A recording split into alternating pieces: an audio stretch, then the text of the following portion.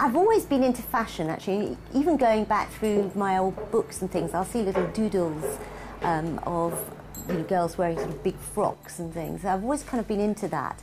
But at college, I actually studied illustration. I was into art in general, and I really did want to go into illustration.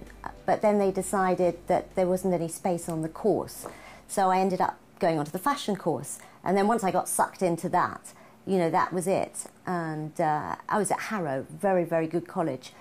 I had to be very disciplined. They worked you very hard and stood me in good stead, really, to get into the Royal College of Art. Dave and I always decided when we graduated that we would start up our own business. And we were very fortunate because my family really helped us and backed our first little business. And I remember we were looking for a location. We were driving down Brook Street and noticed a to let sign up on this funny little building by Haunch of Venison Yard.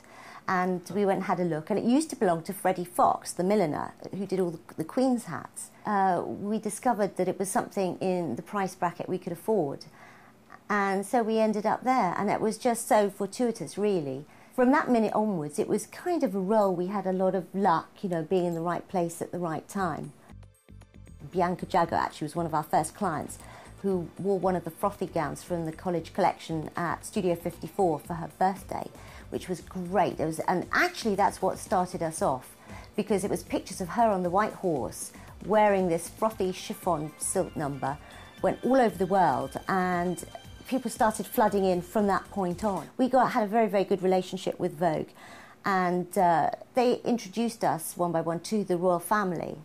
But one day we were approached by Anna Harvey, and they were doing a big shoot with somebody, and they wouldn't tell us who it was. They just said, it's very famous, we can't say the name. We're looking for something very elegant, very feminine, with a high neck. Do you have anything? As it happened, we did. We had this little blouse hanging up, which we'd just made, sent it down there and didn't hear any more.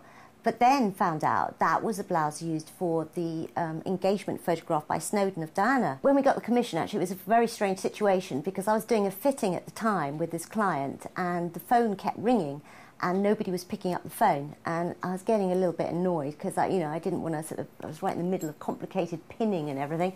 And finally, I picked up the phone, and it was Diana, and she just sort of said, would you do me the honour of making my wedding dress? And it was as if time stood still. It was, like one of those life-changing moments, and then she repeated it, and almost as if she was expecting me to say, well, I'd better check the diary, or, I'm not sure if we can fit you in.